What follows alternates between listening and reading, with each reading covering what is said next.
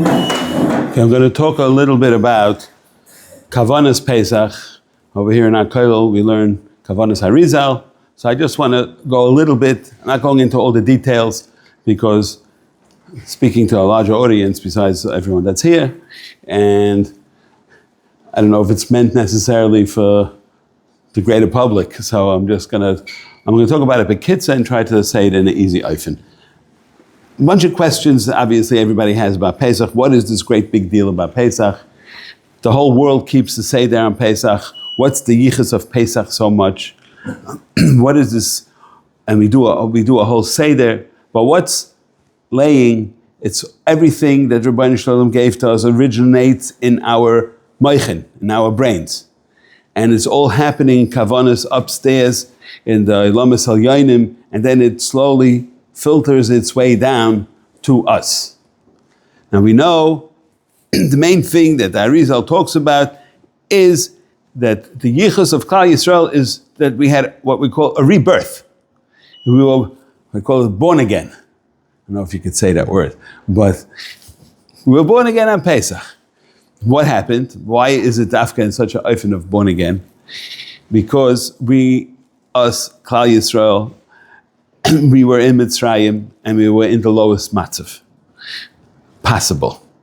And the only way, and we were in what's known as Memtes Sharei Tumah, and is what we call the major achizas chitzonim. In other words, that the outside hashpaz and the mazikim and the shadim, and all they're trying to do is to try to get us to do more averis and to fall into a lower matzav.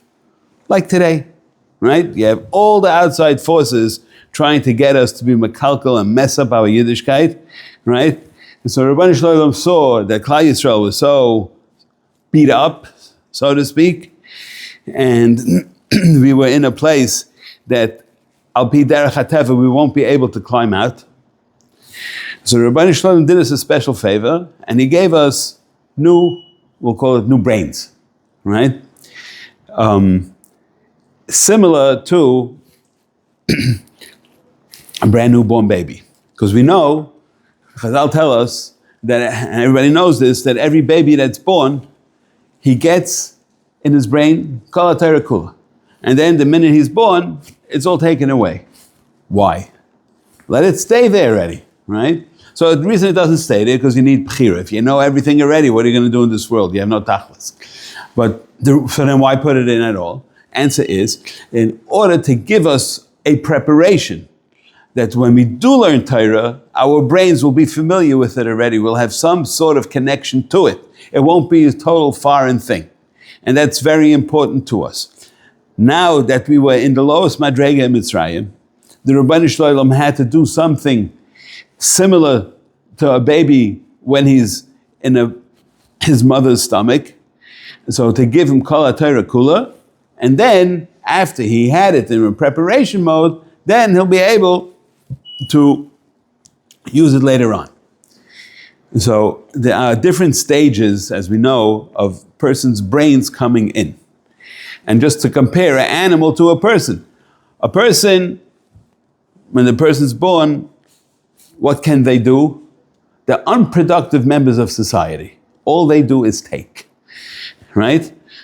They take food, they'll drink milk, they'll make a dirty diaper, they produce nothing, right?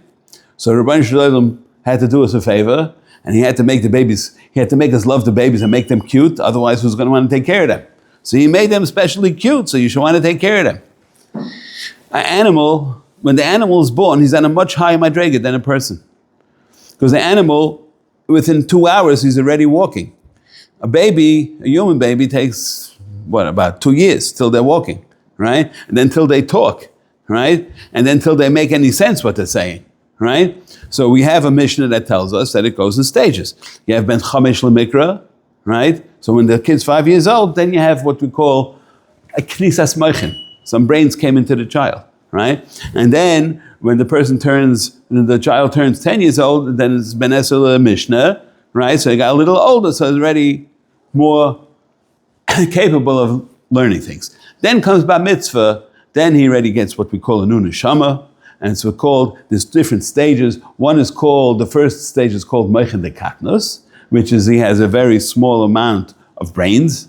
I don't know if that's a proper taich. But then he gets Moichin de Gadlus, right? And then there's other stages also, because when the person goes from age 13 to age 20, so it goes through 7 steps, right? 7 years.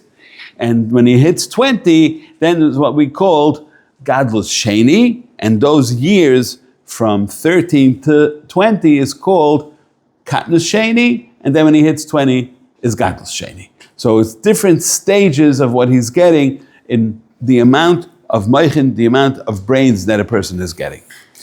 What Rabbeinu Shalom did for us, since we were in such a low place, and we had to get extra koiches to be able to rise up, so he gave us all those madregas of from when the baby is 0 till he turns bar mitzvah, and then from bar mitzvah till 20, and then from after 20, which we said was 4 madregas, he got them all in one shot, Leil Pesach.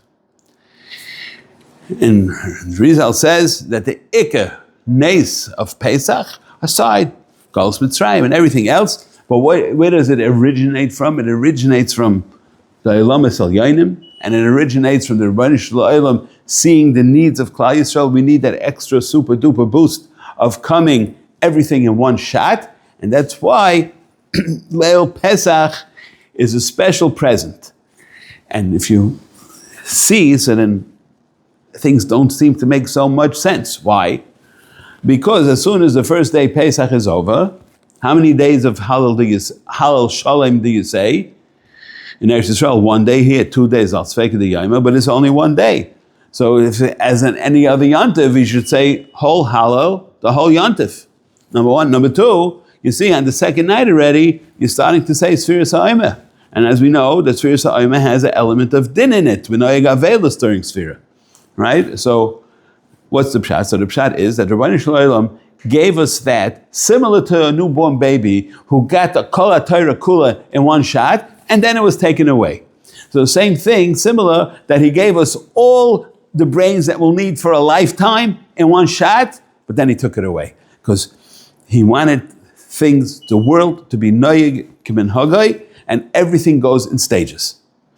Right? Just like when a person's brought up and born, it goes in stages. You're not born an old man. The only one exception to that rule was Adam Harishon. He was born as a full adult. Wasn't born, whatever. He was created as a full adult. Since then, everybody went in stages. That's the whole world works in stages. You have the week, goes in stages, right? Everything goes in stages, 7 days in the week, right?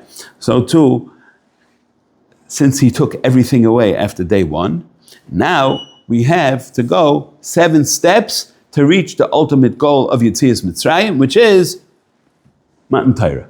You had to go through Sheva Shabbosos, Tmimos, Tiyena. You have to go through 7 weeks, and then the ultimate zivug, which is called that the first night is called the ultimate zivug, even though by us is Asur B'zivug, but in the Olam Esel Yainim is a zivug, which is another reason why it's called Leil Shimurim. Why is it Leil Shimurim? Because since the Iris are coming from a place all the way up, in a place where there is no Ra, there is only Tov at that Madrega all the way high up. The Ra and Tov comes down in the 7 Midas Tachtonos, which we know is called Chesed Gvura Tiferes Netzach Hod Yesod Malchus. I'm calling them Midas, obviously. But I'm just saying that in that Madrega, all the way high up, there is no Ra. If there is no Ra, so then you don't have to worry about anything. You're protected. That's why it's Leil Shimurim. We're protected because those Aris that are coming down, we're fully protected. We don't have to do anything for it. So, now, obviously, there are different shemas and hanhagas which are affecting every stage. And even though we have to identify really what these Iris, these great lights that came down to us on Pesach. So without going into all the details, as we know that Hashem has many different names. The central name that we use is a shem called Havaya. And there's another shem which is also called Eke.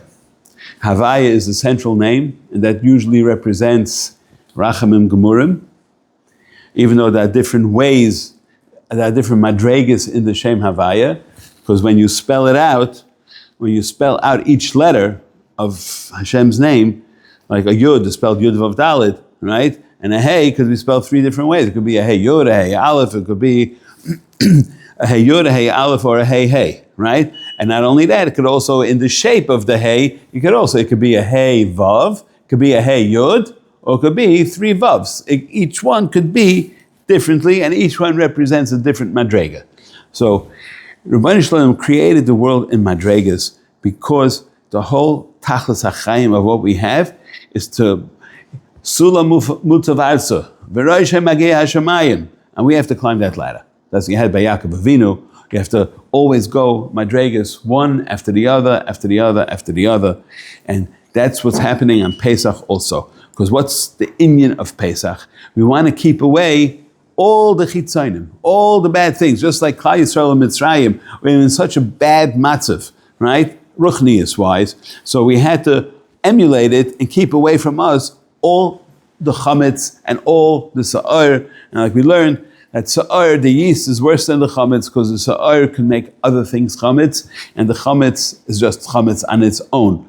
Similar to like a chaytu umachti esarabim, the guy who's causing other people to do averis is much worse than the guy actually doing the avera. So that's why is chametz asa b'mashahu? Nothing else is asa b'mashahu. It's because since every drop of achila typically affects us in the brain, as you know, machalos asuris. Why is there such a big issa of machalos asuris? Because machalos asuris are